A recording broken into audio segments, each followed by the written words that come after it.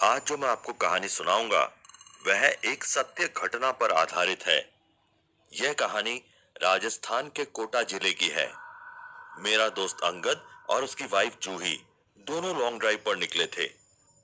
अंगद ने गाड़ी बूंदी हाईवे की तरफ घुमा दी। आम दिनों में भी वह रास्ता बिल्कुल खाली रहता था। हसीन रात और ठंडी बरसात उन्हें अपने कॉलेज के दिनों की याद दिला रही थी। अंगद अक्सर अपनी कार लेकर आता था रात के समय, और जूही, जो कि उस समय पेइंग गेस्ट में रहती थी, वो चुपचाप अपने पेइंग गेस्ट से निकलकर बाहर आ जाती और दोनों लॉन्ग ड्राइव पर जाते थे। रात में सड़क खाली थी। उन दोनों के अलावा शायद ही कोई जीवित था वहां। अंगद ने 90 के दशक के रोमांटिक गाने बजा रखे थे। जूही ने अंगद से प्यार से कहा, ये यूएसबी के गाने बंद करो और अपनी आवाज में कुछ गाकर सुनाओ, जैसे कॉलेज के दिनों में गाया करते थे मेरे लिए।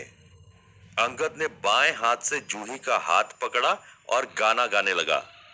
कहता है पल पल तुमसे होके दिल ये दीवाना। जूही ने भी उसका साथ दिया। अरे कहता है पल पल तुमसे होके दिल ये दीवाना। अब अंगद और जूही दोनों एक साथ गाने लगे। अब एक पल भी जाने जाना, मुझसे दूर नहीं जाना, प्यार किया तो निभाना, प्यार किया तो निभाना। दोनों अपने गाने में मग्न थे कि अचानक अंगद का ध्यान सामने गया। उसे कुछ परछाई सी दिखाई दी। जब तक वह अपनी गाड़ी मोड़ता, तब तक वह परछाई उसकी गाड़ी से जोर से टकरा गई। अंगद ने फौरन ब्रेक लगाया। अचानक हुई इस घटना से जूही बुरी तरह से सहम गई। वह खौफ भरी नजरों से अंगद की तरफ देखते हुए बोली, अभी अभी जस्ट क्या हुआ अंगद? कुछ तो टकराया ना हमारी गाड़ी से? क्या था वो? क्या था? अंगद जूही से बोला, शांत हो जाओ जूही, शांत, डरो मत। पता नहीं, मुझे भी नहीं पता, मैं उतर के देखता हूं। अचानक कुछ सामने आ गया था। मुझे लगता है कोई जानवर होगा, शायद कोई कुत्ता वगैरह। रास्ता पार करने के चक्कर में हमसे टकरा गया होगा बेचारा। तुम यहीं बैठो, मैं देख कर आता हूं। अंगद गाड़ी से बाहर निकला। उसके पास छतरी नहीं थी, सो वह भीगते हुए गाड़ी से आगे आया। जैसे ही वह गाड़ी के आगे पहुंचा तो वह बुरी तरह से कांप उठा। अंगद झुका और कुछ देर के बाद खड़ा हो गया। इस बार उसकी शक्ल पर खौफ कई गुना बढ़ चुका था। अंगद वहीं जड़ हो गया। जूही ये सब बराबर देख रही थी। अपने पति की शक्ल पर खौफ देखकर जूही समझ गई कि कुछ तो बहुत बुरा हुआ है। काफी समय तक दोनों के बीच में बिल्कुल खामोशी पसरी रही। सिवाय बरसाती बूंदों की आवाज के और कोई आवाज नहीं थी उस समय। जूही ने अपनी तरफ की कांच नीचे की और हिम्मत करके पूछा, अंगद, अंगद क्या बात है? तुम चुपचाप क्यों खड़े हो? क्या क्या क्या हुआ? अंगद को यह सुनकर मानो होश आया। वह डरते हुए जूही के पास आया और बोला, जूही, जूही, जूही आई है, जूही, जूही बहुत बुरा हो गया है। जूही बोली, आखिर आखिर क्या हुआ अंगद, बताओ ना क्या हुआ है? अंगद बोला, मैंने एक इंसान को कुचल दिया जूही। जूही चिल्लाकर बोली, क्या? तो क्या वह जिंदा है? उसे हमें फौरन अस्पताल लेके चलना चाहिए। अंगद बोला, अफसोस पर गाड़ी की टक्कर से वो मर चुका है। मैंने उसकी नब्ज देखी है, वह बंद पड़ी है। अस्पताल ले जाने का कोई फायदा नहीं। जूही बहुत टेंशन में आकर बोली, तो अब क्या करें अंगद? पुलिस को फोन करें? उनको हम लोग सब कुछ बता देंगे। अगर हम लोग बता देंगे कि वो अचानक हमारे सामने आ गया था तो शायद। अंगद बोला, मुझे नहीं लगता कि यह बात आसानी से निपटेगी। पुलिस इस केस को सीधे ड्राइविंग में लापरवाही बताएंगे, और अगर इस शख्स के परिवार वालों को पता चला तो वह हमसे पैसे निकालने की पूरी कोशिश करेंगे। परसों कोर्ट के चक्कर लगाने पड़ेंगे और पैसे जाएंगे वो अलग। मेरा एक मित्र है जोगेश, उसके साथ भी यही हुआ था। जूही ने पूछा, तो अब क्या करें हम? अंगद ने कहा, इस लाश को ठिकाने लगाना होगा। जूही चौंकते हुए बोली, मगर अंगद, हम इसके कातिल नहीं है जो इसकी लाश को ठिकाने लगाएंगे। अगर यह काम करते हुए पकड़े गए तो पुलिस सच में हमें कातिल समझेगी। अंगद बोला, तो फिर क्या करें? यहीं पर इसकी लाश को छोड़ जाएं? अगर पुलिस को कोई सुराग मिल गया हमारे खिलाफ। एक मिनट रुको, एक आइडिया आया। बरसात हो रही है तो इसीलिए इस गाड़ी के टायर के निशान तो अपने आप गायब हो जाएंगे। इस व्यक्ति का खून भी बह जाएगा। हमारे खिलाफ यहाँ कोई सुराग नहीं होगा। हम ऐसा करते हैं, इसकी लाश को यहाँ से दूर ले जाकर कहीं डाल देते हैं। इससे जब पुलिस को इसकी लाश मिलेगी तब वह हमसे इसे किसी भी तरह से नहीं जोड़ पाएगी। जूही फौरन बोली, हाँ हाँ, मेरे को भी लगता है ये ठीक रहेगा। अंगद बोला, जूही चलो आओ, गाड़ी की डिक्की खोलो, मैं इसकी लाश को लेकर आता हूँ। जूही गाड़ी से बाहर निकली और उसने आकर डिक्की खोल दी। वहीं अंगद को अकेले उस लाश को उठाने में दिक्कत आ रही थी, सो जूही ने उसकी सहायता कर दी। पर जैसे ही जूही ने उस लाश को छुआ, वो फौरन बोली, अंगद ये बहुत अजीब है।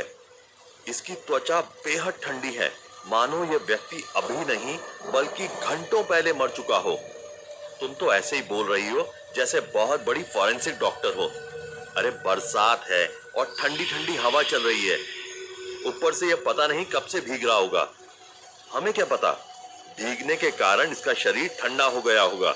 एसी में बैठने पर हमारे हाथ पांव भी तो ठंडे हो जाते हैं। तुम ज्यादा मत सोचो इसके बारे में जूही, तुम लाश को डिक्की में डालने में हेल्प करो। दोनों ने लाश को डिक्की में डाला और गाड़ी के अंदर जाकर बैठे। अंगद ने गाड़ी चलानी शुरू कर दी और पूरी रफ्तार के साथ एक दिशा में दौड़ाई गाड़ी। जूही ने पूछा, तो तुम इसकी लाश को कहां छुपाने वाले हो अंगद? अंगद बोला, यहीं पास में खाली मैदान है, वह बदमाशों के अड्डे के रूप में बदनाम है। अगर वहां पर इसकी लाश फेंक दें तो पुलिस सोचेगी कि किसी बदमाश ने इसकी हत्या कर दी होगी। जूही चैन की सांस लेते हुए बोली, यह सुनकर थोड़ी राहत मिली मुझे। हम बच जाएंगे ना? अंगद ने आगे मोड़ पर अपनी गाड़ी मोड़ दी और वह नए रास्ते की तरफ चल दिए। वह रास्ता बिल्कुल वीरान था, मगर निचले स्तर पर होने के कारण उसमें थोड़ा पानी भर रहा था।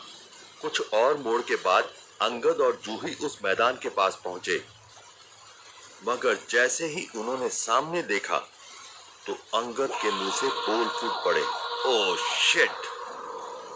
सामने के रास्ते को रोके हुए पुलिस की 2 गाड़ियां खड़ी थी।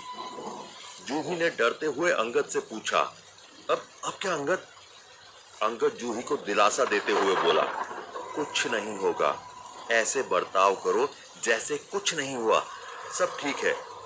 हम दोनों बस एक रोमांटिक सैर पर निकले थे, बस एक बार पुलिस को यकीन हो गया तो वह हमें जाने देंगे।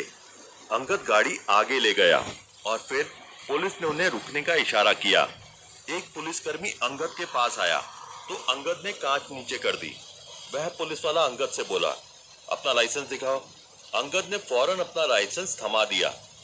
फिर वह बोला, और यह कौन? आपकी पत्नी? इतने रात गए यहाँ क्या कर रहे हो? पता नहीं क्या ये जगह खतरनाक है? अपने डर को हंसी के जरिए छुपाते हुए अंगद बोला, जी हाँ, ये मेरी पत्नी है, ये रहा इनका आईडी। हम दोनों लॉन्ग ड्राइव पर निकले थे, मुझे लगता है कि शायद एक गलत टर्न ले लिया इसलिए हम लोग यहाँ पर आ गए। पुलिसकर्मी बोला, ठीक है, पर याद रखना इस तरफ दोबारा मत आना। चलो अब जल्दी से अपनी डिक्की खोलकर बताओ। अंगद चौंकते हुए बोला, सर डिक्की क्यों? हम तो पुलिस वाला अब कड़क आवाज में बोला, हमको जानकारी मिली है कि कुछ तस्कर यहीं पर अपना माल लेकर आने वाले हैं, जांच तो करनी पड़ेगी। चलो जल्दी से अपनी गाड़ी की डिक्की खोलो। यह सुन अंगद और जूही के पसीने छूट गए। अंगद जूही से बोला, अब जो होगा देखा जाएगा, डरना मत, मैं तुम पर एक भी आंच नहीं आने दूंगा। यह बोल वह चाबी लेकर गाड़ी से उतर गया और फिर वह गाड़ी के पीछे गया, जहां 2 यमदूत जैसे हवलदार टॉर्च लिए रेनकोट में खड़े थे। अंगद ने चाबी लगाई और डिक्की खोली। उसका दिल बेहद जोरों से धड़क रहा था। उसे लग रहा था कि वह छाती फाड़कर बाहर निकल जाएगा। उन यमदूतों ने टॉर्च मारी डिक्की में और चिल्लाकर कहा, साहब या तो कुछ नहीं है डिक्की में, खाली है, खाली। यह सुन अंगद हैरत में पड़ गया। उसने अपनी निगाहें मोड़ ली थी, पर जब उसने देखा तो डिक्की सच में खाली थी। यहाँ तक कि खून का एक कतरा नहीं था उसमें, मानो कभी उसमें लाश रखी ना हो। उस पुलिसकर्मी ने कहा, ठीक है सर, अब आप जा सकते हैं। यह सुन अंगद सीधे आकर गाड़ी में बैठ गया। वह कुछ नहीं बोला। वह जब काफी दूर तक निकल गए तब जूही ने पूछा, क्या किया तुमने अंगद? हम बचे कैसे? अंगद बोला, मुझे कुछ नहीं पता। जब डिक्की खोली तो वो बिल्कुल खाली थी, खून का एक धब्बा भी नहीं था उसमें। जूही हैरान होकर बोली, ये कैसे संभव है? लाश हम दोनों ने डिक्की में रखी थी, तो वो अचानक गायब कैसे हो गई? अंगद बोला, नहीं पता, मुझे कुछ नहीं पता और ना ही मैं जानना चाहता हूं। वह जो भी था उससे हमारा पीछा छूट गया। मेरे लिए इतना ही काफी है। अब मैं अपनी जिंदगी में कभी दोबारा बरसात की रात में लॉन्ग ड्राइव पर नहीं जाऊंगा। जूही ने भी कहा, सच है, बरसात की ये रात हमें हमेशा याद रहेगी। कोटा बूंदी के उस सुनसान रास्ते पर आज भी एक अकेला आदमी रास्तों पर घूमता है। कई बार लोगों को उसी रास्ते पर ये एहसास हुआ कि उनकी गाड़ी से कोई टकराया, लेकिन जब उन्होंने गाड़ी से उतरकर देखा तो वहां पर कुछ नहीं था।